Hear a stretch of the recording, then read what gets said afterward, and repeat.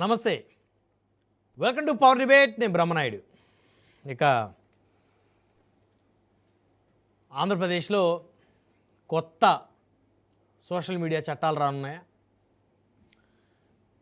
భావస్వేచ్ఛ ప్రకటన పేరుతో ప్రభుత్వాది నేతల్ని కించపరుస్తూ వ్యక్తిత్వ హననం చేస్తూ దుర్భషలాడేటువంటి వారిపై ఆంధ్రప్రదేశ్ ప్రభుత్వం ఇక కొరడా జులిపించనుందా? ఏం జరుగుతోంది ఆంధ్రప్రదేశ్లో? నిన్న ఉప ముఖ్యమంత్రి గవర్నర్తో భేటీ వెనుకున్నటువంటి ఆంతర్యం ఏంటి? దాదాపు గంటన్నర పాటు ఏపీ ఉప ముఖ్యమంత్రి పవన్ కళ్యాణ్ గవర్నర్ అబ్దుల్ నజీర్తో భేటీ అయ్యారు. అనేకమైనటువంటి అంశాలు చర్చించారు ఆయనతోటి. అందులో ప్రధానంగా రాష్ట్రంలో జరుగుతున్నటువంటి పరిస్థితులు, పరిణామాలు, వ్యక్తిత్వ హననాలు, ఫేక్ ప్రాపగాండా, ప్రభుత్వంపై బురదలేటువంటి ప్రచారం, సో వీటన్నిటికీ సంబంధించి వీటిని ఏ విధంగా నిలువరించాలి, ఏ విధమైనటువంటి మరి కొత్త చట్టాలని ఆంధ్రప్రదేశ్ ప్రభుత్వం తీసుకురానుంది, సో ఉప ముఖ్యమంత్రి గవర్నర్ని కలవటం వెనుకున్నటువంటి ఆంతర్యం ఏమిటి, ఈ అంశాలే చర్చించారా, మరేమైనా అంశాలు చర్చించారా అనేటువంటిది అయితే ఇంకా అధికారికంగా వారు అయితే ప్రకటించిన పరిస్థితి లేదు. ఇక ఏపీ ప్రభుత్వం అయితే యూట్యూబర్ల మీద దృష్టి సారించింది. యూట్యూబర్లు చెలరేగిపోతున్నటువంటి విధానం మీద ఉక్కుపాదం మోపేటువంటి విధంగా ఆంధ్రప్రదేశ్ ప్రభుత్వం సిద్ధమైనట్టు తెలుస్తోంది. భావ ప్రకటన స్వేచ్ఛ పేరుతోటి బరి తెగిస్తే మాత్రం చూస్తూ ఊరుకోమంటూ ఇప్పుడు ఆ ప్రభుత్వాది నేతలు కూడా ఆల్రెడీ హుకుం జారీ చేసినటువంటి పరిస్థితి.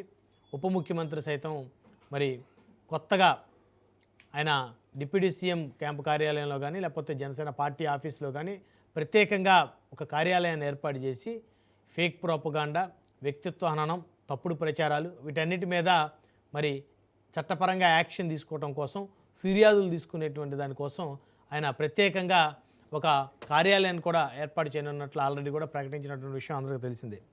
ఇకపోతే తెలంగాణ రాష్ట్రం హైదరాబాద్లో కూర్చోవటం, ఆంధ్రప్రదేశ్ ప్రభుత్వాన్ని దుమ్మెత్తిపోయటం, తెలంగాణలో షెల్టర్ పొందటం, ఆంధ్రప్రదేశ్లో ప్రభుత్వాది నేతల మీద ఇష్టానుసారంగా దూషణలు, ఫేక్ ప్రోపగండా చేస్తున్నారనేటువంటిది ప్రధానంగా ఆంధ్రప్రదేశ్ ప్రభుత్వం భావిస్తున్నటువంటి అంశం. సో అదేవిధంగా నిన్న తెలంగాణలో సైతం కూడా మరి కొంతమంది సీనియర్ జర్నలిస్టులుగా, రిటైర్డ్ జర్నలిస్టుగా పిలువబడేటువంటి వారు ఏపీ ప్రభుత్వాన్ని ఉద్దేశిస్తూ రెచ్చగొట్టేటువంటి వ్యాఖ్యలు, ముఖ్యమంత్రిని చాలా దారుణాతి దారుణమైనటువంటి వ్యాఖ్యలు చేసినటువంటి నేపథ్యంలో తెలంగాణ రాష్ట్రంలో ఉన్నటువంటి మరి ఏదైతే తెలుగుదేశం, జనసేన, బీజేపీ కూడా తీవ్రంగా తప్పుపడుతూ ఉన్న పరిస్థితి కనపడతా ఉంది. సో మొత్తానికి అంశాలన్నీ చర్చిద్దాం. ఇదే వాళ్ళ పవర్ డిబేట్, గవర్నర్ వద్దకు పంచాయతీ. ఈ డిబేట్లో మనతో పాల్గొంటున్నారు జ్వాలాపురం శ్రీకాంత్ గారు, మాజీ కార్పొరేషన్ చైర్మన్, వైసీపీ సీనియర్ నాయకులు మనతోటి జూమ్కాల్లో జాయిన్ అయ్యారు. అదేవిధంగా సప్తగిరి ప్రసాద్ గారు, తెలుగుదేశం పార్టీ సీనియర్ నాయకులు, వారు కూడా మనతో జూమ్కాల్లో జాయిన్ అయ్యారు. కేఎస్ ప్రసాద్ గారు, రాజకీయ విశ్లేషకులు, వారు కూడా మనతో జూమ్కాల్లో జాయిన్ అయ్యారు. అదేవిధంగా లక్ష్మణ్ గౌడ్ గారు, తెలంగాణ రాష్ట్ర జనసేన పార్టీ నాయకులు, వారు కూడా మనతోటి స్టూడియోలో జాయిన్ అయ్యారు. వారు అయితే ముందుగా మనం జ్వాలాపురం శ్రీకాంత్ గారు ఉన్నారు, వైఎస్ఆర్ కాంగ్రెస్ పార్టీ నుంచి, వారితో మాట్లాడే ప్రయత్నం చేద్దాం. జ్వాలాపురం శ్రీకాంత్ గారు, గుడ్ మార్నింగ్ అండి. నమస్తే సార్, గుడ్ మార్నింగ్ బ్రహ్మనాయుడు గారు. సో ఏంటి జ్వాలాపురం శ్రీకాంత్ గారు, తెలంగాణలో ఎవరినన్నా ట్రైన్ చేసి పెట్టారా, లేకపోతే హైదరాబాద్ వేదికగా ఆంధ్రప్రదేశ్ ప్రభుత్వాన్ని టార్గెట్ చేసేందుకు పావులు కదుపుతూ ఉన్నారా? దాని వెనక ఎవరున్నారు?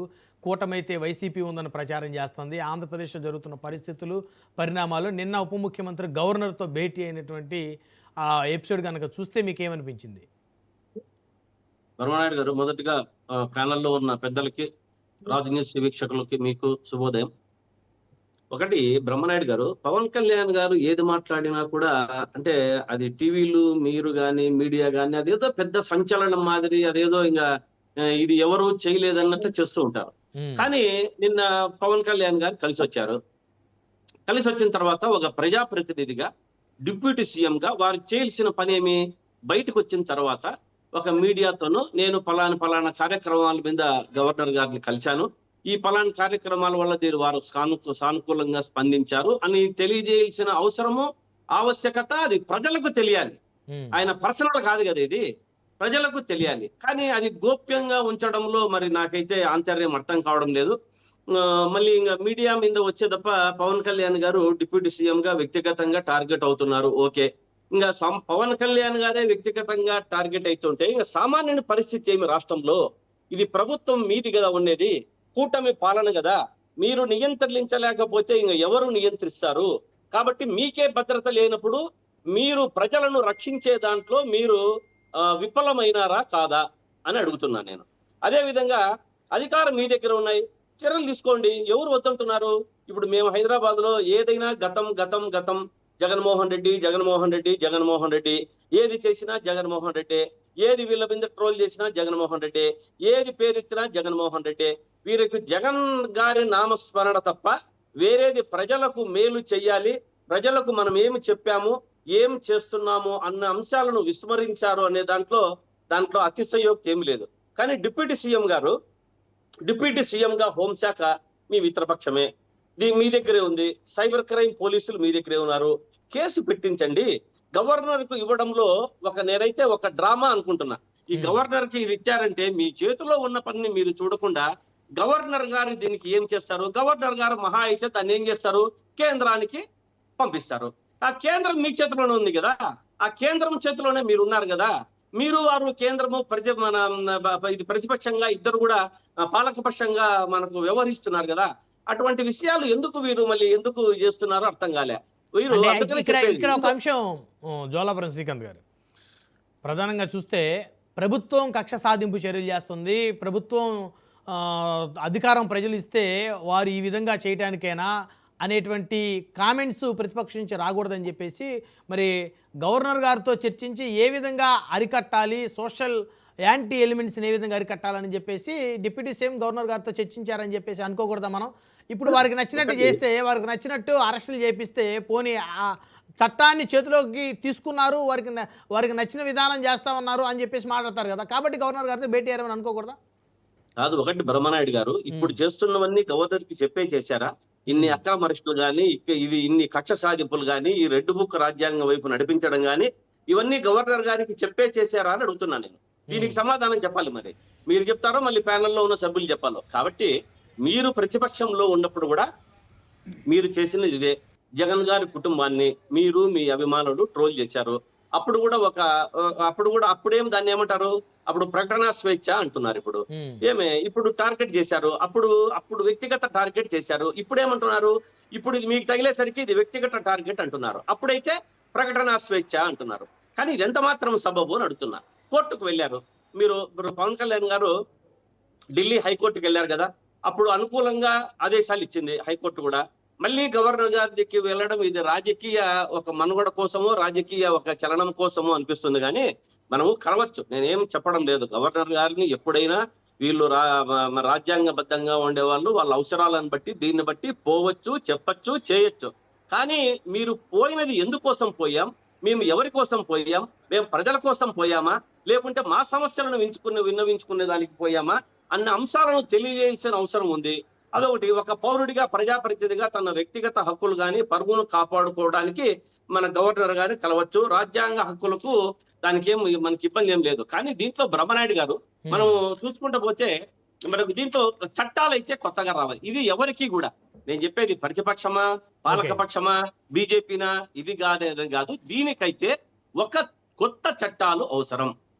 ఈ చట్టాలన్నీ చేయాలంటే అప్పుడు ప్రతిపక్షం గాని పాలకపక్షం గాని ఒక సమస్యను పరిష్కరించుకునే విధంగా జగన్మోహన్ రెడ్డి గారిని కూడా పిలిచి, ప్రతిపక్షంలో నాయకులను కొంతమంది పిలిచి మీరు కూర్చొని ఇటువంటి చర్యలు రాకుండా ఉండాలంటే మనము ఏమి నియంత్రణ చేయాలి, ఇది ఎవరు చేసినా తప్పే, మీ మీద రాకూడదు, మా మీద రాకూడదు.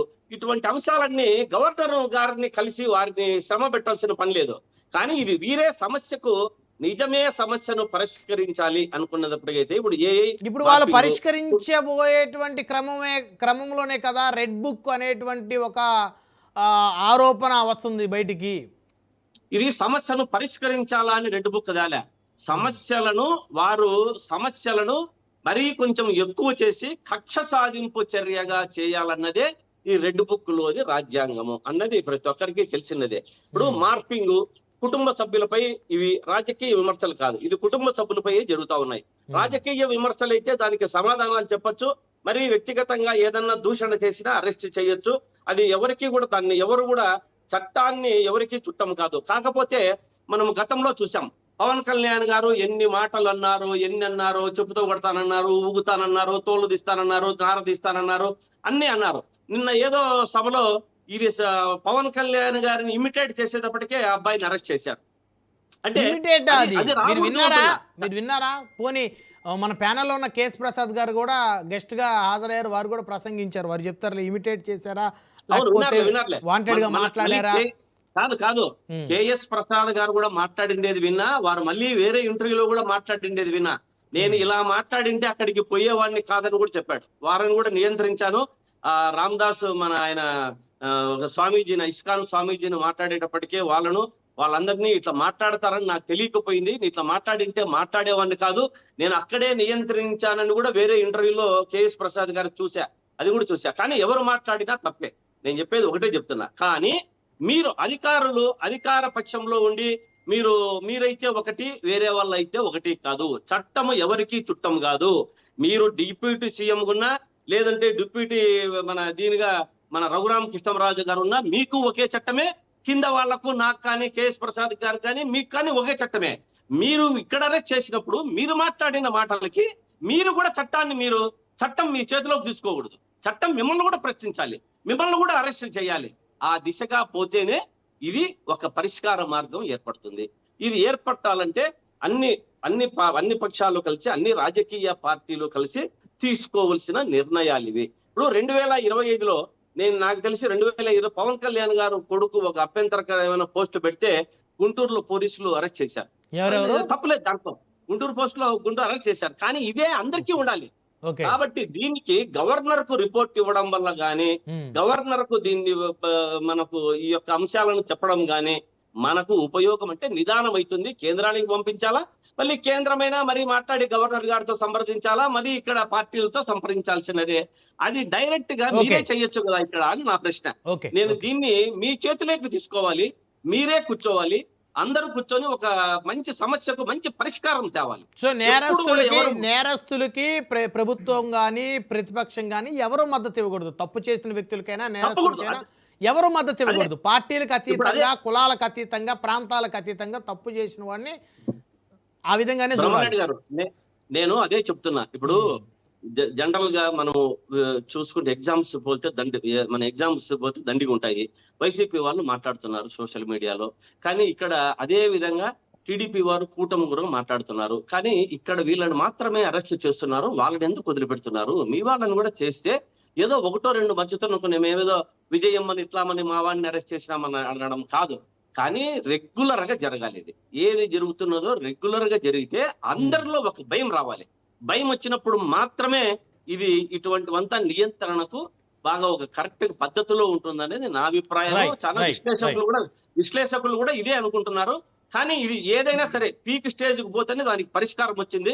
ఇది పీక్ స్టేజ్ కు వచ్చింది. దీనికి పరిష్కారము అందరూ కూడా ఈ పార్టీలే దీన్ని నిర్ణయించుకోవాలి, పార్టీలే సమస్య పరిష్కరించుకోవాలి. రైట్. మనతోటి కేఎస్ ప్రసాద్ గారు ఉన్నారు, పొలిటికల్ అనలిస్ట్. వారితో మాట్లాడదాం. ఎందుకంటే ఈ దళిత క్రైస్తవ సభకు సంబంధించి మరి అక్కడ ఇచ్చినటువంటి స్పీచ్లు నేపథ్యంలోనే ప్రభుత్వ పెద్దలను విమర్శించారనేటువంటి జరుగుతున్నటువంటి సంఘటనలు కాబట్టి అరెస్టులు కానీ లేకపోతే చర్చలు కానీ. సో వారు కీలకంగా ఉన్నారు ఆ రోజు వేదిక మీద. సో వారితో మాట్లాడదాం. కేఎస్ ప్రసాద్ గారు, గుడ్ మార్నింగ్ అండి. గుడ్ మార్నింగ్ అండి. ఒక సభ అనేకమైనటువంటి వివాదాలకు దారితీసింది. కేఎస్ ప్రసాద్ గారు ఒప్పుకుంటారా? ముందుగా రాజ్ న్యూస్ ప్రేక్షకులకు నమస్కారం అండి. అలాగే ప్యానెల్లో ఉన్న మిత్రులకి మీకు కూడా నమస్తే సార్. ఒక విషయం నేను చెప్పగలను. భావ ప్రకటన స్వేచ్ఛ, వినియోగం, దుర్వినియోగం రెండు ఉంటాయి. వినియోగానికి ఎవరికి అప్రహెన్షన్స్ ఉండవు, దుర్వినియోగానికి మాత్రం తీవ్ర ఆక్షేపణలు ఉంటాయి. ఇక్కడ ఒకటి నేను చెప్పగలను, వ్యక్తిగత వ్యంగ్యంటాలతో ఒక సభ అన్నది ఎప్పుడైతే అట్రిబ్యూట్ అవుతుందో అది నిజంగా సమాజంలో ఒక అనిశ్చితికి దారితీస్తుంది. నాకు రాధా మనోహర్ మీద వ్యక్తిగతంగా నాకు భేదాభిప్రాయాలు ఉండొచ్చు, లేదంటే పవన్ కళ్యాణ్ గారి మీద భేదాభిప్రాయాలు ఉండొచ్చు, అది ప్రభుత్వం మీద భేదాభిప్రాయాలు ఉండొచ్చు. ఇదే మనం ఎలక్షన్ క్యాంపెయినింగ్ కాదు కదా. రెండోది, ద ప్రైమరీ మోటో ఆఫ్ దళిత క్రైస్తవ శంకరావ సభ అన్న దగ్గర దళితుల మీద, ముఖ్యంగా ప్రభుత్వం 1950 దగ్గర నుంచి తీసుకున్నది, నెక్స్ట్ స్వతంత్రం వచ్చిన దగ్గర నుంచి మహానుభావుడు అంబేద్కర్ గారు రాసిన రాజ్యాంగ సారాంశంలో దళితుల మీద జరుగుతున్న వివక్ష వీటన్నిటినీ క్రోడీకరించి ఒక సభా సారాంశంలో 31 పాయింట్లతో ఎజెండా పెట్టుకుని సభని ఎప్పుడైతే చేశారో ఒక ఒక సీనియర్ ప్రిన్సిపల్ గారు జేవియర్ గారు అని ఒక ఆయన ప్రసంగంతో స్టార్ట్ అయిన ఆ సభ, ఆ పెద్ద మనిషి ఒక నిజంగా చెప్పాలంటే ఒక దిశ ఇచ్చాడు, ఒక డైరెక్షన్ ఇచ్చాడు.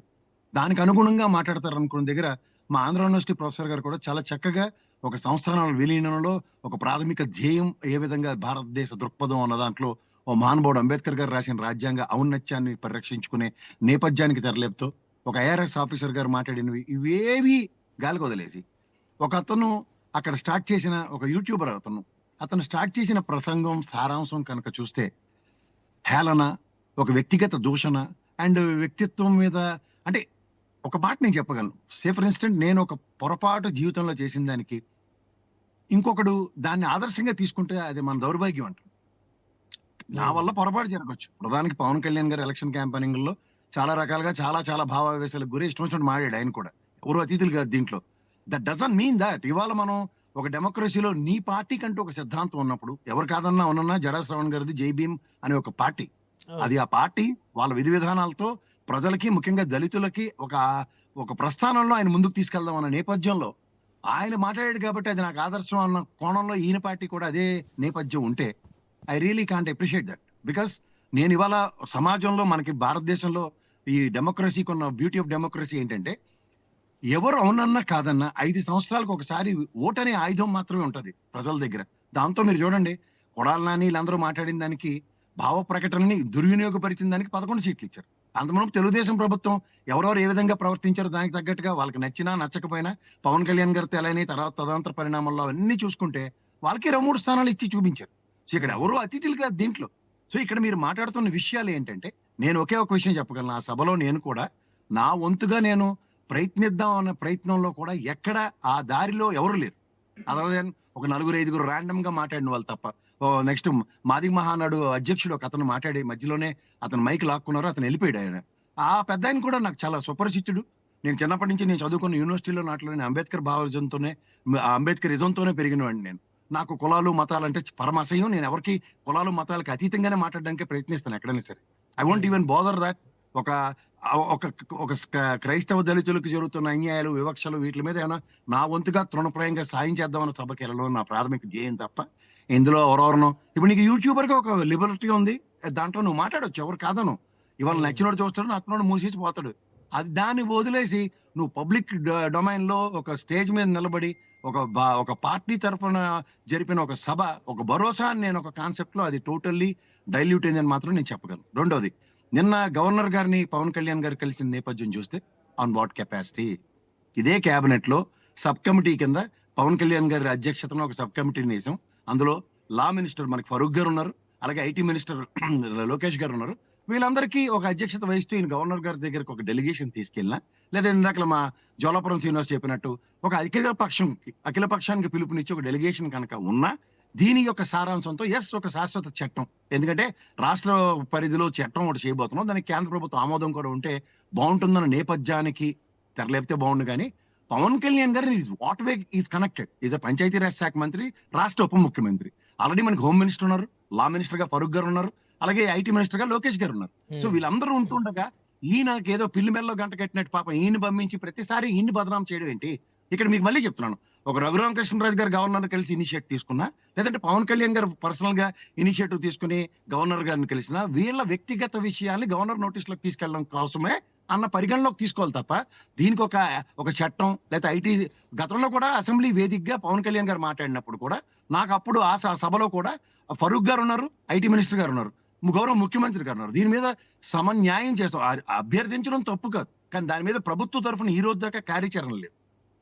ఇది గమనించండి ఎవరైనా సరే. మూడోది, ఇప్పుడు మీరు కేశ్ ప్రసాద్ గారు ఈ అరెస్టులను ఎలా చూస్తారు మీరు? ఇప్పుడు రావణ్ అరెస్టు సంబంధించి ఎక్కడైతే ఫస్ట్ పిఠాపురం, తర్వాత సర్పవరం, తర్వాత మచిలీపట్నం, దానికి ముందు ఏలూరు, ప్రస్తుతం ఇప్పుడు పాయకరావుపేటలో కూడా ఎఫ్ఐఆర్ నమోదైనట్టు తెలుస్తుంది. పాయకరావుపేట తీసుకెళ్తారు పోలీసులు. నిన్న ఒంగోలులో కూడా నమోదైంది ఎఫ్ఐఆర్. బహుశా దాదాపు రాష్ట్ర వ్యాప్తంగా 100 నియోజకవర్గాల్లో కేసులు అయితే నమోదు అయ్యేటువంటి సూచనలు కూడా స్పష్టంగా కనపడతా ఉన్నాయి. అంటే ఇక్కడ ప్రాథమికంగా ముందు 21 స్థానాలు ఏవైతే ఉన్నాయో అవన్నీ పవన్ కళ్యాణ్ గారు జనసేన గెలిచిన వాటిలో ఫస్ట్ ప్రయారిటీ. ఉమ్, అవి నాకు నిన్న 35 కనబడ్డాయి. ఉమ్, ఓవరాల్ గా మీరు అన్నట్టు 100 అంటే నాకైతే పోసాని కృష్ణమురళి అండ్ బోరగడ్డ అనిల్ కాంబినేషనే కనబడుతుంది దాంట్లో. ఓకే. ఇది ఎక్కడో దగ్గర, ఎందుకంటే ఈ న్యాయస్థానంలో నిన్న మొన్న వచ్చిన 2 బెయిల్లు కనుక ఆద్యంతం గమనిస్తే the same is applicable for rest all 100 అనుకుందాం ఎగ్జాంపుల్. ఉమ్, ఇంత వరస్ట్ కేసు సినారియోలో ఆయన మీద ఏదైనా ఒక నేను ఏదో దేశద్రోహం కేసు కూడా ఒక దగ్గర ఎక్కడో ఎఫ్ఐఆర్ నమోదైంది అన్నారు. ఉమ్, సో ఇవి కనుక ఒక్కసారి జ్యుడిషియల్ కస్టడీకో లేదా రిమాండ్కో ఏదో కనుక లీడ్ అయితే మాత్రం police custody inevitable. Boragadda Anil story repeat అవుతుందేమో అని నాకు డౌట్ గా ఉంది. అంటే ఎందుకంటే ఇప్పుడు మనం పోల్చొచ్చా బోర్గడ్డ అనిల్ తోటి రావణ్ని పోల్చొచ్చా? నేను అలా పోల్చట్లేదు, నేను చట్టపరమైన చర్యలు చెప్తున్నా. Okay, okay, right, right. ఒకటి మాత్రం నేను చెప్పగలను సార్, ఉమ్, ఇప్పుడు ఎవడైనా సరే ఉమ్, న్యాయ వ్యవస్థకి పోలీస్ వ్యవస్థకి అతీతులం కాదు. అవును, ఇదేం నాకు తెలిసి అవును. అడిషనల్ డీజీపీ క్యాడర్ ఉన్న పివి సునీల్ గారి కన్నా వీళ్ళందరూ ఏమైనా తీసుకున్నారు కన్నా సార్? ఆయనే బీహార్ నుంచి పంచేంద్రియాలు మూసుకుని వచ్చి పోలీసులు ఎఫ్ఐఆర్ నమోదు చేస్తే ఇక్కడ వచ్చి కూర్చుని సమాధానం చెప్పుకుని లాస్ట్ కి నిన్న రిటైర్మెంట్ కూడా అయిపోయింది ఆయన. ఆయనకన్నా ఎవడన్నా అతీతుడా? లేదా జడా శ్రవణ్ గారు ఎవరో అక్కర్లేదు, జడా శ్రవణ్ గారు మాజీ జడ్జి ఎగ్జాంపుల్. ఆయన మీద ఏమైనా కోర్టు ఏమైనా స్పెషల్ ప్రివిలేజ్ ఉంటుంది? అది మాజీ జడ్జి గారు ఈయనకి ఎఫ్ఐఆర్ నమోదులు అవ్వకూడదు, మనం బెయిల్ ఆటోమేటిక్ గా ఇచ్చేద్దాం, ఆయన బయట తిరగొచ్చు అని ఏమైనా చెప్తారా? లేదు న్యాయస్థానానికి కదా, వెళ్లకుండా లేదు కదా, ఆయన పరిస్థితి లేదు కదా. రెండోది ఏంటంటే సార్, లీగల్ సెల్ అన్నవి పార్టీలకి ప్రతిదీ స్పందన అవ్వాలి. నాకు తెలిసి వైఎస్ఆర్సీపీకి ఉన్నంత అన్ఎడ్యుకేటెడ్ సరే నేను డెలిబరేషన్ ఇస్తాను. ఎందుకంటే కేవీఆర్ అనే ఒక జర్నలిస్ట్ ని మీకు ఎంతమందికి తెలుసు నాకు తెలియదు కానీ నాకు అవును, మంచి మిత్రుడు తెలంగాణ.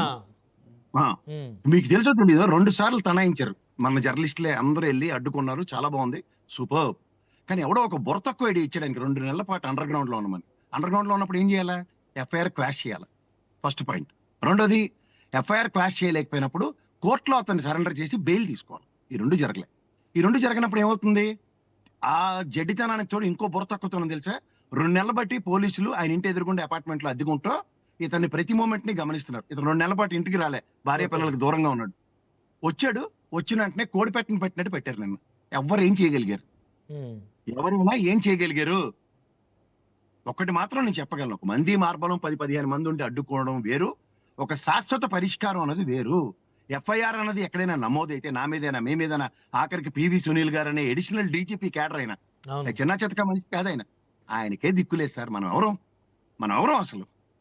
నిజమే, ఎంతమంది జర్నలిస్టుల మీద అన్ని కేసులు లేవు, వాళ్ళు డైరెక్ట్ గా ఎదుర్కోవట్లేదు.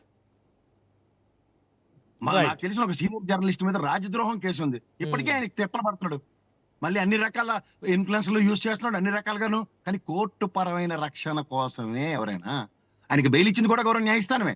ఉమ్, ఇవన్నీ మనం గమనించకుండా ఎవరికాడు ఓవర్ యాక్షన్ చేసేద్దాం అంటే, ఇవాళ మాకేమి ఆయన ఎవరో నిన్న ఒక ఇంటర్వ్యూలో కూడా చెప్తున్నాడు, దళిత సామాజిక వర్గం పుట్టిందే బూతుల్లోనూ మాకు డాక్టరేట్లు ఉన్నాయి. What the hell is? ఎంతమందికి తెలుసు? మహానుభావుడు అంబేద్కర్ గారు తీవ్రంగా విభేదించిన గాంధీ గారితో ఏ రోజు కూడా ఒక పరుష పదాన్ని వాడిని గొప్పతనం అవుతుంది. అవును, constitutional rights are doesn't mean that you can't take according to your whims and ఫ్యాన్సెస్.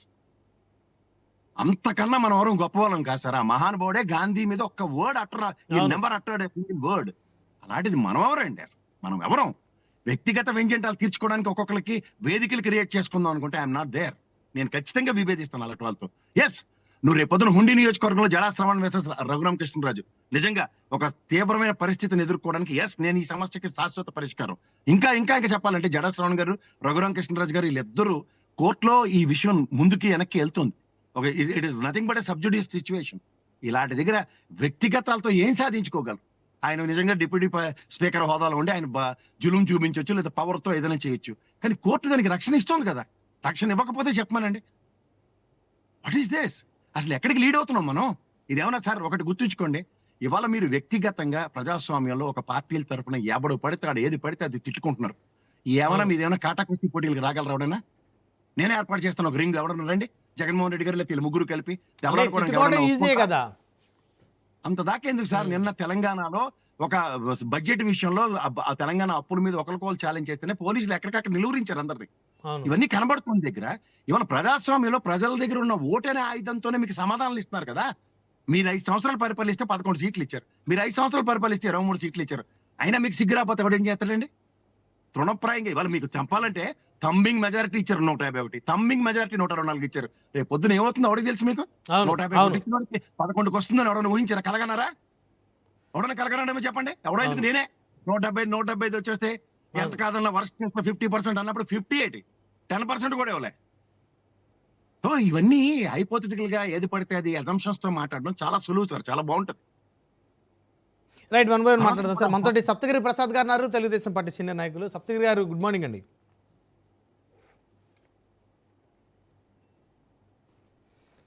Saptagiri Prasad గారు వినిపిస్తుందా నా వాయిస్ మీకు? Good morning sir.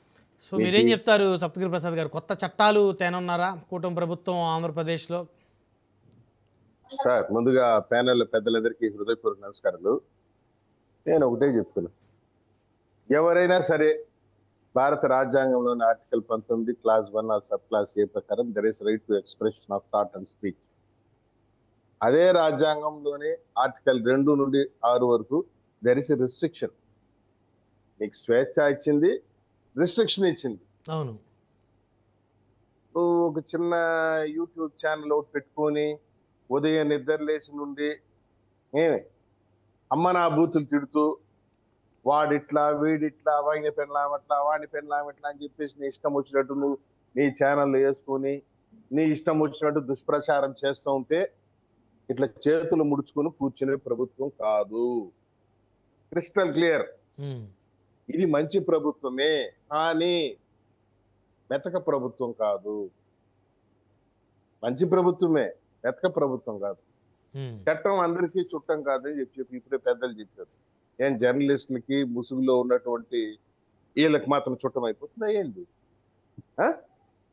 ఈ రాష్ట్రంలో నాకు తెలిసి 2000 యూట్యూబ్ ఛానల్స్ పెట్టుకొని అందులో కేవలం ఒక 20-25% మంది మాత్రం నిజమైన జర్నలిజం చేస్తూ ప్రజల పక్షాన్ని నిలుస్తూ పేదవాడు గొంతుగా నిలుస్తూ ప్రజల కోసం పాటుపడుతున్నాయి. ఇంకొక 25% channels, YouTube channels blackmailing చేసుకునేది, అధికారుల్ని, రాజకీయ పార్టీలను బ్లాక్ మెయిల్ చేసేది, లీడర్లను బ్లాక్ మెయిల్ చేసేది, ఎమ్మెల్యేలు బ్లాక్ మెయిల్ చేసి మీకు రేటింగ్ ఇస్తారు. నువ్వెవడు మాకు రేటింగ్ ఇచ్చేది? నువ్వేమైనా పెద్ద పుడింగివా? ఇక్కడెక్కడో హైదరాబాద్ లో కూర్చుంటావు, మాకు రేటింగ్స్ ఇచ్చేది. ఈ ఎమ్మెల్యేకి ఇట్లుంది, ఈ ఎమ్మెల్యే ఇప్పటికిప్పుడు ఎలక్షన్ పెట్టి ఇన్ని సీట్లు వస్తాయి, ఇన్ని ఓట్లు వస్తాయి, ఇప్పటికిప్పుడు ఇది చేసి వస్తుంది. ఇది చేయడానికి ఉండేది నువ్వు డబ్బులు. ఎవరైనా సరే డబ్బులు లేకుండా, డబ్బులకు చేయి చాపకుండా, నేను చెప్తున్నాను కదా, ఈ పొకోడో యూట్యూబ్ ఛానల్ గాళ్ళు ఒక 25% ఉన్నారు. వాళ్ళు అందరూ కాదు, చాలా మంది కొంత నిజాయితీగా, నిబద్ధతగా ప్రజల పక్షాన, పేదల పక్షాన గొంతు వినిపించే వాళ్ళు ఉన్నారు. వాళ్ళకి నా శిరస్సు వంచి నమస్కారాలు చేస్తున్నాను. అట్ ద సేమ్ టైం ఈ పొకోడా ఛానల్స్ పెట్టుకొని నువ్వు ఏదో నీ పొట్టకూటి కోసం ఛానల్ పెట్టుకుంటే పెట్టుకో, ఎవడైనా ఇస్తే ఎంగిలి మెతుకులు తీసుకుంటే తీసుకో. అట్ ద సేమ్ టైం వాడిచ్చే డబ్బులు తీసుకొని నా పైన, నా కుటుంబం పైన ఇష్టం వచ్చినట్టు వ్యక్తిగత విమర్శలు చేస్తే తొక్కి పట్టి నారతేసం, టేక్ ఇట్ ఫర్ గ్రాంటెడ్. ఇది మంచి ప్రభుత్వమే కానీ మెతక ప్రభుత్వం కాదు. కోసాని కృష్ణమూర్తి తీసుకోండి, ఎట్ట మాట్లాడినాడు. 19 to 24 మధ్య పవన్ కళ్యాణ్ గారి యొక్క పిల్లల పుట్టుకుని ప్రశ్నించే విధంగా మాట్లాడాడు. తప్పు కదా? నువ్వు పెద్ద రైటర్ అంటావు, చింతకాయ అంటావు, తొక్క అంటావు, తోటకూర అంటావు. నిన్ను తీసుకొచ్చి క్రమశిక్షణలో పెట్టాం, స్టేషన్ అంతా తిప్పాం. ఈ రోజు పెట్టమని చెప్పి ప్రెస్ మీట్ చూద్దాం. నేను డిసిప్లైన్ లో పెట్టినట్టే కదా మేము. ఆడేవాడు బోరుగడ్డ అనిల్ అనేవాడు, వాడి పేరు ఎత్తడం కూడా నాకు ఇష్టం ఉండదు. ఎందుకంటే అటువంటి వాడి పేరు ఎందుకు ఇంత పెద్ద ఛానల్ ఎత్తడం? వాడైతే అమ్మనా బూతులు తిప్పి నాకు టైం ఇస్తే చంద్రబాబు నాయుడు గారిని ఇంట్లో పోయి చెప్తాను. వాళ్ళు వదిలిపోయాలా? ఈరోజు పెట్టమని చెప్పండి, ప్రెస్ మీట్ చూద్దాం. కాబట్టి అంటే తెలంగాణలో కూడా ఆంధ్రప్రదేశ్ నుంచి తెలంగాణ వచ్చి తెలంగాణలో నివాసం ఉంటూ ఎక్కువగా ఏపీ ప్రభుత్వం మీద టార్గెట్ చేస్తూ దూషణలు, వ్యక్తిత్వ హననం చేసేటువంటి వారిని ఏ విధంగా ఎదుర్కోబోతున్నారు మీ ప్రభుత్వం? నేను ఒకటే చెప్తున్నాను సార్, ఇది ఒక సిస్టమాటిక్ ఆర్గనైజ్డ్ క్రైమ్.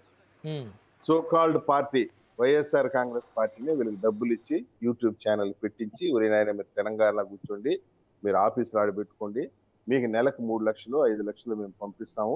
అంతెందుకు ఇస్తారు సప్తగిరి ప్రసాద్ గారు? వాళ్ళకేం అవసరం? వైసీపీ వాళ్ళ అధికార ప్రతినిధుల్ని వాళ్ళని ప్రోత్సహించుకుంటే, వాళ్ళ నాయకులు ప్రోత్సహించుకుంటే వాళ్ళకి బెటర్ గా ఉంటుంది. కానీ ఎవరినో ప్రోత్సహించి వాళ్ళకి డబ్బులు ఎందుకు ఇస్తారు వాళ్ళు? 5 లక్షలు అని చెప్పా, అంత ఎందుకు ఇస్తారని మీరు అన్నారు. ఇంకెంత ఇస్తారు మీకు తెలిసి ఉంటే చెప్పండి. 5 లక్షలా?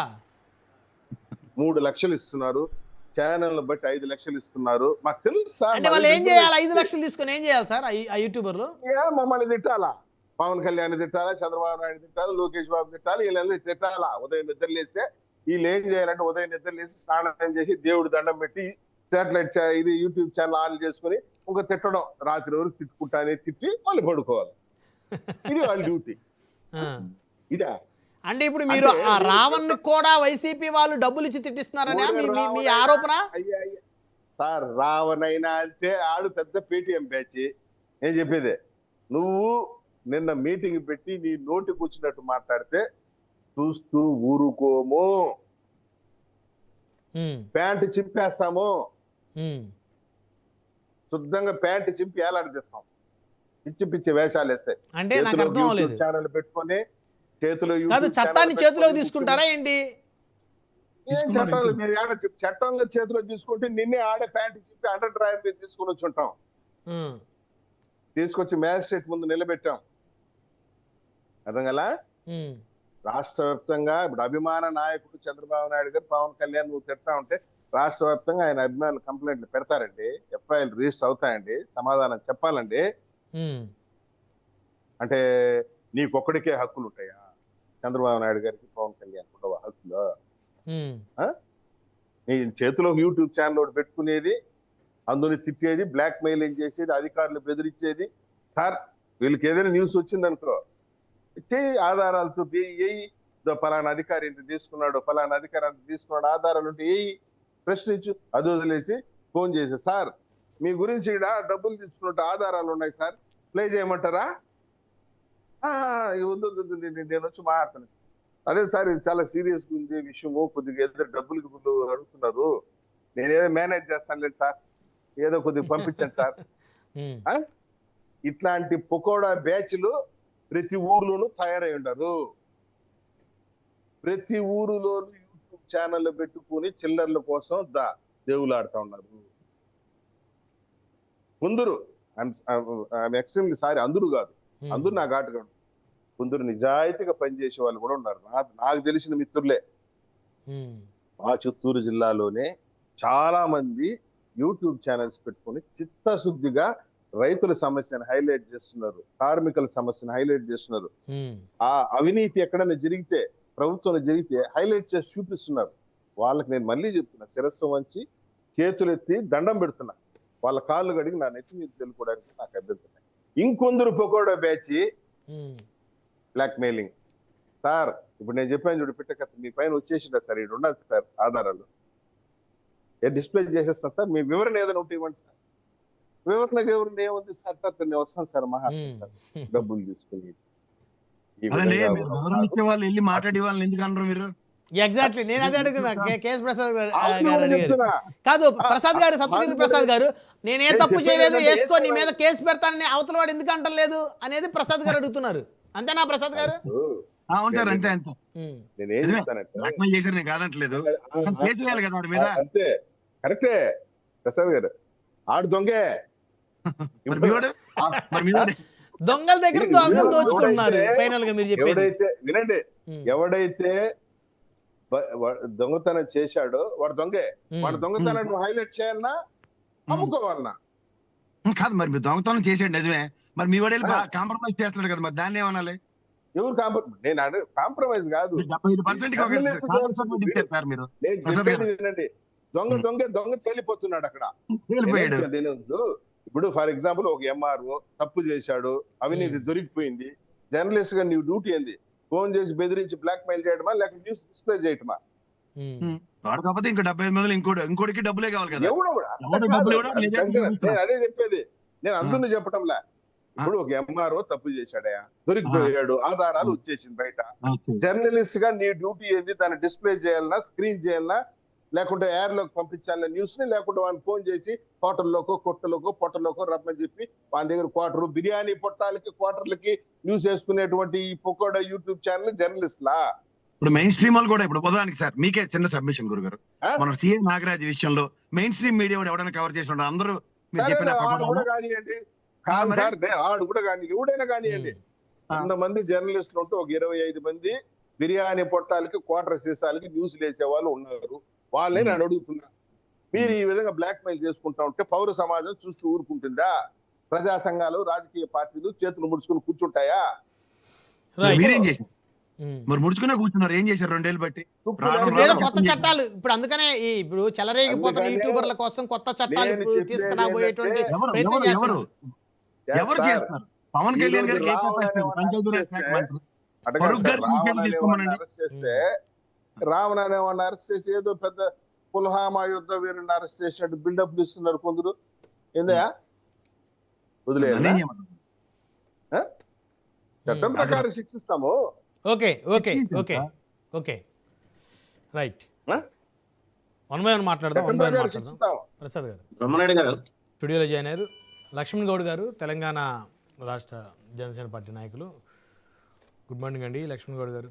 గుడ్ మార్నింగ్ అండి బ్రహ్మనాయుడు గారు, మీకు ప్యానల్లో ఉన్న పెద్దలందరికీ గుడ్ మార్నింగ్. అదేగా రాజ్ ఛానల్ వ్యూస్ అందరికి కూడా. తెలంగాణ రాష్ట్రంలో షెల్టర్ ఆంధ్రప్రదేశ్ ప్రభుత్వాన్ని టార్గెట్, ఇది ఒక దశాబ్ద కాలం పై నుంచి కూడా జరుగుతుంది. అవునండి. ఎందుకంటే తెలుగు వాళ్ళుగా అన్నదమ్ములుగా విడిపోయిన తర్వాత 2 రాష్ట్రాలు సపరేట్ అయినాయి. సో ఆంధ్ర తెలంగాణ ఎక్కడ రాజకీయ నాయకులు అక్కడ పరిపాలన, సరే పరిపాలన పరంగా ఆంధ్రాలో ఉన్న వీకెండ్స్కి మంత్ ఎండ్స్కి ఖచ్చితంగా హైదరాబాద్ రావాల్సిందే. అయితే ఆంధ్రప్రదేశ్ ప్రభుత్వాన్ని టార్గెట్ చేసేవాళ్ళు 99% కాదు 100% తెలంగాణ రాష్ట్రం హైదరాబాద్లో షెల్టర్ తీసుకొని ఇక్కడ నివసిస్తూ అక్కడ ప్రభుత్వాన్ని టార్గెట్ చేస్తున్న పరిస్థితి స్పష్టంగా కనపడుతుంది. అవునండి. ఆంధ్రప్రదేశ్లో కూటమి ప్రభుత్వమే టార్గెట్గా ముందుకు వెళ్తున్న పరిస్థితి. సో నిన్న మొన్న మీరు చూస్తే అనేక పోలీస్ స్టేషన్లో కేసులు యూట్యూబర్స్ మీద. కేవీఆర్ అనేటువంటి ఒక యూట్యూబర్ కూడా ఆయన తెలంగాణకు చెందినటువంటి. అవునండి. సో ఏపీ పోలీసులు ఇక్కడికి వచ్చి తీసుకెళ్లారు. ఈ క్రమంలో ఇక్కడ కొంతమంది పాసిమేదగిరి లాంటి వాళ్ళు కొంతమంది ఇక్కడికి ఎలా వస్తారు ఏపీ పోలీసులు తీసుకు అంటే పక్క రాష్ట్రంలో వెళ్ళి ఎవరన్నా ఒక హత్య చేసి వచ్చినా కానీ ఆ రాష్ట్రం పోలీసులు మహారాష్ట్ర బీహార్లోనో అక్కడికి వెళ్ళి ఏదైనా క్రైమ్ చేసి వస్తే వాళ్ళే వచ్చి తీసుకెళ్తారా, లేకపోతే ఇక్కడ వాళ్ళు తీసుకెళ్ళి అప్పు చెప్తారా? అంటే ఇక్కడ ఏదన్నా క్రైమ్ జరిగినా లేకపోతే అరెస్టులు జరిగినా కూడా ప్రాంతీయ విద్వేషాలను చాలా స్పష్టంగా రెచ్చగొడుతున్న పరిస్థితి. ఆంధ్ర పోలీసులు తెలంగాణలోకి ఎలా వస్తారని, కానీ తెలంగాణ పోలీసులు ఆంధ్రాకి ఎలా వస్తారని ఎప్పుడు కూడా అక్కడెక్కడ కూడా మాట్లాడే పరిస్థితి లేదు ఈ మధ్యకాలంలో. ఏం చెప్తారు మీరు? అంటే ఒకటే అండి బ్రహ్మనాయుడు గారు, ఇక్కడ ముందుగా చెప్పుకోవాల్సింది ఏంటంటే మీరు అడిగిన దానికి ఒకటి బలంగా ఆంధ్రప్రదేశ్లో దొంగతనం చేసి తెలంగాణలో వచ్చి దాక్కుంటే పోలీసులు ఊరుకోవాలా? వ్యవస్థ లా అండ్ ఆర్డర్ ఏదైతే జ్యుడిషియరీ ఇప్పుడు పోలీసు వాళ్ళు తీసుకొచ్చేసి తప్పు చేసిన వ్యక్తిని తీసుకెళ్ళేసి కోర్టుకు అప్పచెప్తారు. అవును, కోర్టుకు అప్పచెప్పిన తర్వాత ఆ వ్యక్తి తెలంగాణలో అని చెప్పేసి కోర్టు శిక్ష వేయకుండా ఉంటుందా? ఖచ్చితంగా ఇస్తుంది. తప్పును వదిలేయమంటారా? అదేవిధంగా ప్రతి ఒక్కరికి మధ్యకాలంలో ఒక అలవాటు ఏమైపోయిందని అంటే, మీరు హైదరాబాద్లో ఉండండి, ఇందాక పెద్దలు మాట్లాడిన అందరూ కూడా మాట్లాడారు, ప్యానల్ అన్ని వింటూనే ఉన్నా. హైదరాబాద్లో మీరు వెళ్ళేసి ఒక యూట్యూబ్ ఛానల్ పెట్టుకొని ఆంధ్రప్రదేశ్ ప్రభుత్వం మీద రకరకాలుగా మీరు ఏమైనా విషయం కమ్మొచ్చు, విషయం చిమ్మొచ్చు, లేకపోతే ఇంకేదైనా మాట్లాడవచ్చు. భావ ప్రకటన స్వేచ్ఛ అన్నది ఎప్పుడు కూడా 10 మందికి ఉపయోగపడే విధంగా ఉండాలండి. అంతే తప్ప ఒక కుటుంబరీత్యా వ్యక్తులని టార్గెట్ చేయడం, ఒక ప్రభుత్వాన్ని టార్గెట్ చేయడం, అదేవిధంగా అక్కడ ఉన్నటువంటి గవర్నమెంట్ని టార్గెట్ చేయడం అనేది కరెక్ట్ పద్ధతి కాదు. నువ్వు ప్రశ్నించు, వ్యక్తిగా ప్రశ్నించే హక్కు నీకుంది. ఒక జర్నలిస్ట్గా ప్రజలకి ప్రభుత్వానికి మధ్య ఒక వారధి లాంటి 4th ఎస్టేట్ ఒక కీలకమైనటువంటి దశ జర్నలిజం అన్నది. దానికి చాలా గౌరవంగా ఉండాలి తప్ప మితిమీరే విధంగా ఉండదు ఎప్పుడు కూడా. ఇందాక చెప్పారు కేఎస్ ప్రసాద్ గారు, ఒక ఏదైతే దళితులు ఆ రోజు క్రిస్టియన్ సభ ఉందో ఇలాంటి వ్యక్తులు ఈ రకంగా మాట్లాడుతున్నానంటే ఖచ్చితంగా సభకు నేను వెళ్ళేవాని కాదు, ఎట్టి పరిస్థితులు అని చెప్పి చాలా కళాఖండిగా చెప్పడం జరిగింది. అంటే దళితుడు అనే ఒక ముసుగు వేసుకొని ఏం తిట్టినా పర్వాలేదా, ఏం మాట్లాడినా పర్వాలేదా? ప్రభుత్వం మీదనే కావచ్చు. ఈరోజు చంద్రబాబు నాయుడు గారు, కేసీఆర్ గారు, రేవంత్ రెడ్డి గారు, తర్వాత నరేంద్ర మోడీ గారు అని ఎందుకు అంటున్నాం? ప్రజల్లో ప్రభుత్వం ఉంది కాబట్టి వాళ్ళు గవర్నమెంట్ నడుపుతున్నాడు. ఏకవచనం అన్నది ఒరేయ్ పవన్ కళ్యాణ్, ఒరేయ్ చంద్రబాబు ఏం చేస్తావురా అని అంటే ఏమన్నట్లేదు. ఎంతవరకు తీసుకొచ్చింది? ఇదేనా భావ ప్రకటన స్వేచ్ఛ అంటే? ఆర్టికల్ 19(1) ప్రకారం ఉంది, కానీ దాని 2 కూడా ఉంది కింద. నువ్వు మాట్లాడినటువంటి పదాలు ఏదైతే ఉందో అది తప్పుగా మాట్లాడితే దేశద్రోహం కింద కూడా తీసుకోవచ్చు. దానికి దాదాపుగా ఒక 3 సంవత్సరాలు కానీ అంతకు మించి 5 సంవత్సరాలు జైలు శిక్ష కూడా వేయచ్చు. మరి ఇవన్నీ చేసి నేను తెలంగాణలో ఉండి ఆంధ్రప్రదేశ్ మీద నేను విషం కమ్మి రకరకాల మాటలు అని చెప్పేసి ఇక్కడికి రావద్దురాబాయ్ ఆంధ్ర పోలీసులు నేను ఏమన్నా మాట్లాడితే ఇక్కడికి ఇది మా తెలంగాణ ఏమనంటే ఇక్కడ ఉన్నటువంటి అస్తిత్వం అడ్డం పెట్టుకొని తెలంగాణలో ఉన్నట్టు కూడా కొంతమంది నీచులు ఉన్నారు, సీనియర్ జర్నలిస్టులు అని చెప్పుకొని ఇక్కడ ఆంధ్రప్రదేశ్ ప్రాంతానికి సంబంధించినటువంటి రావు అనే వ్యక్తి అనడంతో పాటు ఇక్కడ అదే వ్యక్తిగా మాటలని తెలంగాణలో పుట్టినటువంటి జర్నలిస్టులను ముసుగులేసుకొని యూట్యూబర్లను ముసుగులేసుకొని అక్కడిచ్చేటువంటి రూపాయి పావులకు ఆశపడి ఇక్కడి నుంచి కూడా అక్కడ పవన్ కళ్యాణ్ గారి మీద చంద్రబాబు నాయుడు గారి ప్రభుత్వం మీద చేస్తున్నటువంటి కూటమి ప్రభుత్వం మీద ఆరోపణలు చేయడం ఎంతవరకు correct? At the same time ఇందాక పెద్దలు శ్రీకాంత్ గారు అన్నారు ఒక మాట, గవర్నర్ గారిని కలవడానికి ఇంత హడావిడి ఎందుకు, చేస్తూనే ఉన్నారు, ఇంకెవరైనా పంపించవచ్చు, ఇంకేదో చేయొచ్చు అని చెప్పేసి నేను ఈ సందర్భంగా ఒకటి వినిపిస్తున్నా ఇదే లైవ్లో కూడా. వెళ్ళడానికి గల ప్రత్యేక కారణం రాముడి గురించి నువ్వు చెప్పాలి చేపించిన ఈరోజు అగ్నిప్రవేశం చేపించిన నా కొడక నువ్వు చైతన్య వదిలేసిన రాముడిని ఆదర్శంగా తీసుకుని ఈ రోజు ఎంతమంది భర్తలు వాళ్ళ భార్యను అగ్నిప్రవేశం చేపిస్తారని చెప్పని రోడ్డు మీద అడగరా నా కొడక? లేదంటే మహాభారతం తీసుకొచ్చి ద్రౌపదిని చీరలాగారు మన ఇతిహాసాలని చెప్పి నేను చెప్పరా నా కొడక? నువ్వు ఏం చేస్తున్నారు మరి క్రిస్టియన్స్? ఇదే అండి మాట్లాడినటువంటి మాటలు. సనాతన ధర్మం గురించి ఈరోజు భారతదేశ ప్రజలందరూ కూడా రాముడిని దైవంగా కొలుస్తారు. అలాంటి రాముని నా కొడక తీసుకొచ్చి చూపిరరై సీత ఆ రోజు శీలం ప్రకటన చేసిందని చెప్పేసి తీసుకురారని చెప్పేసి ఇలాంటి ఈ యొక్క పదజాలంతో తిట్టినటువంటి వ్యక్తి ఈ రాముడు అనే వ్యక్తి. మరి ఇలాంటి వ్యక్తి ఈ రాముడు ఏదైతే మన దైవంగా భావించినటువంటి శ్రీరామమూర్తులు ఆంధ్రప్రదేశ్కి ఒక్కరికే దేవుడు కాదండి, ప్రపంచం మొత్తానికి ప్రపంచంలో ఉన్న ప్రతి ఒక్క హిందూ బిడ్డకి పవన్ కళ్యాణ్ గారి యొక్క ఆలోచన విధానం, ఇలాంటి వ్యక్తులు ఈ యొక్క పదజాలం ఇది యొక్క ఏదైతే భావ స్వేచ్ఛ ప్రకటన తోటి ఈ యొక్క హిందూ ముస్లిము మతాల మధ్యన ఈ యొక్క భేదాలు ఉండొద్దు, ఇలాంటి వ్యక్తులని ఖచ్చితంగా కఠినంగా శిక్షించాలంటే ఖచ్చితంగా గవర్నర్ గారు అదేవిధంగా వీటి పట్ల ఏదైతే చట్టాలు ఉంటాయో అవి ఖచ్చితంగా భారతదేశం దగ్గర నుంచి నేషనల్ వైజ్గా రావాలి. అప్పుడు వస్తేనే ఇలాంటి వ్యక్తులన్నీ కూడా క్లోజ్ ఇలాంటి ఏదైతే నోర్లు ఉన్నాయో ఇవన్నీ కూడా మూతపడతాయి. వీటికి పులి స్టాప్ పెట్టడం కోసం ఖచ్చితంగా పవన్ కళ్యాణ్ గారు అక్కడ వెళ్ళారని చెప్పి నేను చెప్పదలుచుకున్నాను. ఎందుకంటే ఈ అరెస్టులని తెలంగాణ సమాజం ఏమైనా ఖండిస్తుందా? డెఫినెట్గా అండి. ఎందుకనంటే తప్పు ఎవరు చేసినా తప్పే ఎక్కడైనా సరే ఖచ్చితంగా. ఎందుకనంటే నీకు నోరుంది కదని చెప్పేసి ఇష్టం వచ్చినట్లు వాగి ఇందాక నేను చెప్పాను కరెక్ట్ అంటారా?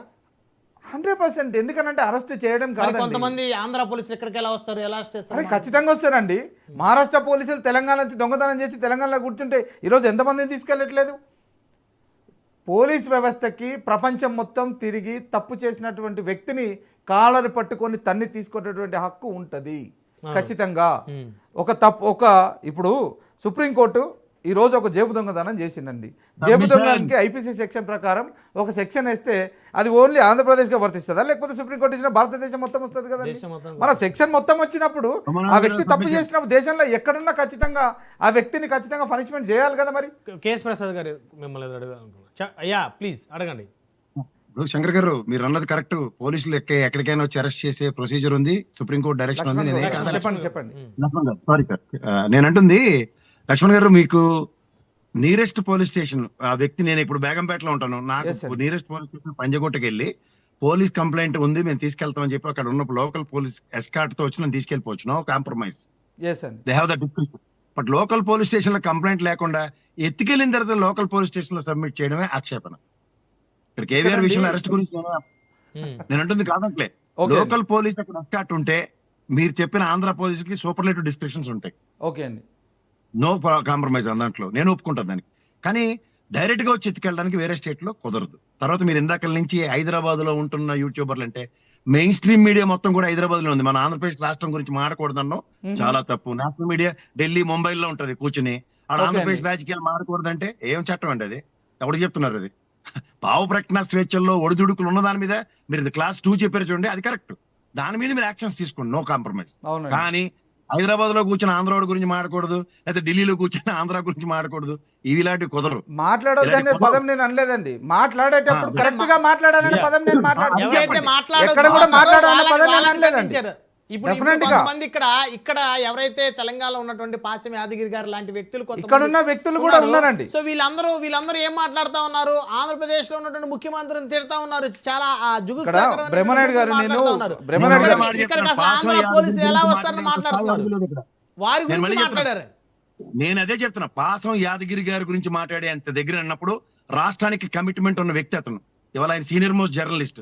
రెండో విషయం, ఇవాళ సమైక్య రాష్ట్రంలో జరిగిన దాష్టికాల మీద ఈ రోజు కూడా అదే నేపథ్యం అక్కడ పునరావృతం అవుతుందన్న నేపథ్యంలో మాట్లాడుతున్నాడు ఆయన. కేఎస్ ప్రసాద్ గారికి నేను ఒక సూటిగా ప్రశ్న అడుగుతున్నా. పెద్దలు కేఎస్ ప్రసాద్ గారు, మీరు ఇందాక అన్నారు చాలా విలువలతో కూడుకున్న వ్యక్తులు ఏదైతే పాశం యాదగిరి గారు అని చెప్పేసి అని అన్నారు. మరి ఇంత సీనియర్, ఇంత మేధావులైనటువంటి పాశం యాదగిరి గారు నోటికి కనీసం అదుపు లేకుండా పవన్ కళ్యాణ్ ఒక చిల్లరోడు, పవన్ కళ్యాణ్ చదువులేని మూర్ఖుడు, పవన్ కళ్యాణ్ ఒక శీలం లేని వ్యక్తి, తెలుగు ఇండస్ట్రీ మొత్తము సినిమా ఇండస్ట్రీ అన్నదే శీలం లేని పదాలని చెప్పడం ఇది కరెక్ట్ పద్ధతి అని నేను అడుగుతా ఉన్నా. మీరు చెప్పండి ప్రసాద్ గారు, మీరు ఇలా మాట్లాడలేదే. ఒక సభలో ప్రభుత్వాన్ని వ్యతిరేకించినప్పుడు ఈ భావ ప్రకటన అనేది కరెక్ట్ పద్ధతి కాదని వ్యతిరేకించినటువంటి మీరు మరి దీన్ని కూడా వ్యతిరేకిస్తారా? దీన్ని సమర్థిస్తారా? నిన్న చంద్రబాబు నాయుడు గారు నిన్న కూడా వాడు చంద్రబాబు నాయుడు పంపించాడా, వాడు ఆంధ్రోడు పంపించాడా, వాడు తెలంగాణ పంపించాడా అని అంటే నేను ఒకటి అడుగుతా ఉన్నా. ఇదే పాశం యాదగిరి గారిని మిమ్మల్ని ఆయన సపోర్ట్ చేస్తున్నందుకు గత 10 సంవత్సరాల కేసీఆర్ గారి ప్రభుత్వంలో నీళ్లు, నిధులు, ఉద్యోగాలు, ఆత్మ బలిదానాలతో తెచ్చుకున్న తెలంగాణ, అమరవీరులతో తెచ్చుకున్న తెలంగాణ, ఈరోజు ఉద్యమకారులు ఎక్కడికి వెళ్ళారు, వాళ్ళకు రావాల్సినటువంటి వాటలు ఎక్కడికి వెళ్ళినాయి, వాళ్ళు పొందాల్సినటువంటి గౌరవం ఎక్కడికి వెళ్ళింది, దాని పక్షాన ఒక్కరోజు కూడా కనీసం పాశం యాదగిరి ఎక్కడ గొంతెత్తారండి? మరి దేని గురించి మాట్లాడారు? దాన్ని మీరు సమర్థిస్తున్నారా? చెప్పనండి, నేను ఒకటే ఒక మాట చెప్తా. పబ్లిక్ సెక్టర్ మొత్తం డైల్యూట్ అయిపోవడానికి మొత్తం వ్యక్తి చంద్రబాబు నాయుడు గారి అనే విషయం తెలంగాణ సమాజంలో అందరికీ తెలుసు. అది తప్పండి. ఒక వ్యక్తిని టార్గెట్ చేసి చేయడం అనేది కరెక్ట్ కాదు. మీరు అడిగినప్పుడు నేను సమాధానం చెప్తున్నాను, వినండి. చెప్పండి ప్రసాద్ గారు, చెప్పండి. మాట్లాడండి. పాసం యాదగిరి గారు అనే ఒక తెలంగాణ జర్నలిస్ట్ ఆయన యాస ప్రాస అన్నది ఇక్కడ తెలంగాణలో అరే తురే అన్నది సర్వసాధారణం. అదే నేను ఆంధ్రలో చదువుకొచ్చి మీరు నేను మాట్లాడిన సంయమమైన భాషని తెలంగాణలో సర్టన్ పీపుల్ దగ్గర నుంచి యాంటిసిపేట్ చేయడం, ఎక్స్పెక్ట్ చేయడం కుదరని పని. మూడోది, ఇవాళ మనకి ఆంధ్రాల మీద విపరీతమైన పోరాటం నేపథ్యంలో ఆంధ్రుల పాలనకి మనం బలైపోయాం. తర్వాత ఆంధ్రుల నుంచి విముక్తి పొందే తెలంగాణ నేపథ్యంలో ఎలాంటి భావ ప్రకటన అన్నది సర్వసాధారణ ప్రక్రియగా ప్రతి ఒక్కరు ఇలాగే మాట్లాడారు. సో ఇక్కడ మనం అతీతుడిగా యాదగిరి గారిని అయితే చూడలేం. శంకర్ గారు, లక్ష్మణ్ గారు, ఉద్యమ నేపథ్యంలో ఆంధ్రుల జులుం మీద చాలా మంది చాలా రకాలుగా ఎన్నో రకాలుగా మాట. ఎవరో ఎందుకు కేసీఆర్ గారే మనం తినే బిర్యానీ మీద, మనం తినే కేఎస్ ప్రసాద్ గారు ఒక్క నిమిషం ఉండండి దయచేసి.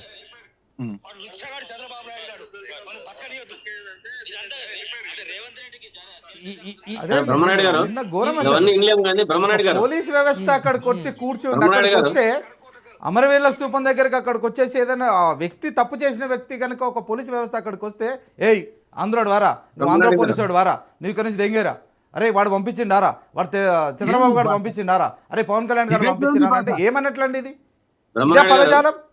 దీన్ని మీరు ఎంకరేజ్ చేస్తున్నారా ప్రసాద్ గారు? చెప్పండి. భాష కరెక్టా? ఏంటంటే కనీసం బ్లర్ చేసుకోలేరా మాటని? ఎవరు మీరే మాట్లాడింది మీకు చెప్పాలి కదా సార్, మీరు ఎన్కేసుకొస్తారు కదా. పాశం యాదగిరి గారు మాట్లాడినటువంటి ఆయన వ్యక్తిగా మీరు సపోర్ట్ చేస్తున్నారు కదా సార్. ఆయన ఏం మాట్లాడిందో చెప్పాల్సినటువంటి బాధ్యత నాకుంది, తెలియాలి. ఈరోజు చూసిన ప్రజలు చూస్తున్నారు, వాళ్ళు ఏం మాట్లాడుతున్నారో తెలియాలి, వాళ్ళకి ఎవరు సపోర్ట్ చేస్తున్నారో తెలియాలి. వైసీపీ ప్రభుత్వం అంతా సపోర్ట్ చేయాల్సినటువంటి పరిస్థితి ఎందుకు వస్తుంది? రావణ్ అనే వ్యక్తికి ఒక దేశాన్ని, దేశంలో ఉన్నటువంటి మతాల పట్ల అందరూ కూడా గౌరవించేటువంటి ఒక దేవుడి పట్ల మాట్లాడినప్పుడు ఇలాంటి వ్యక్తులు ఇలాంటి ఏదైతే వ్యక్తులు ఏ రకంగా సపోర్ట్ చేస్తారు? బ్రహ్మనాయుడు గారు, ఓకే ఓకే,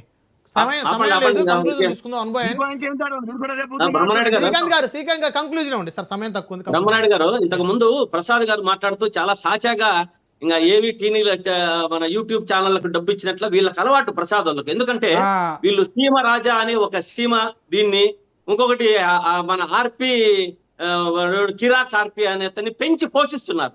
వీళ్ళకు డబ్బులు ఇచ్చే అలవాటు వీళ్ళకు స్టార్ట్ అయింది. అది ఇంకా దీన్ని పోతే ఇంకా మన ప్రసాద్ అన్న చెప్పినట్లు తపాలా టీవీలు ఏం మాట్లాడుతుంటాయో ఏం కథ వాళ్ళకే అర్థం కాదు. ఎప్పుడు ఆడియన్స్ కన్ఫ్యూజ్ అవుతారు. కేఎస్ అట్లా కాదు, ప్రసాద్ గారు మామూలుగా చెప్తుంటారు తపాలా ఛానల్లోని. అట్లా రాష్ట్రంలో తపాలా టీవీలు కొన్ని ఉన్నాయి. తపాలా టీవీలు, ఆ టీవీలు ఎప్పుడు విషం చమ్మడమే వాళ్ళకు ఒక పని అన్నట. అటువంటి వాళ్ళందరికీ చెప్పండి ప్రసాద్ గారు, మీరు చెప్పవలసిన పని అది. ఆ సీమ రాజాకు డబ్బులు ఇవ్వకుండా కంట్రోల్ చేయండి. ఆ కిరాక్ ఆర్పీకి డబ్బులు ఇవ్వకుండా కంట్రోల్ చేయండి.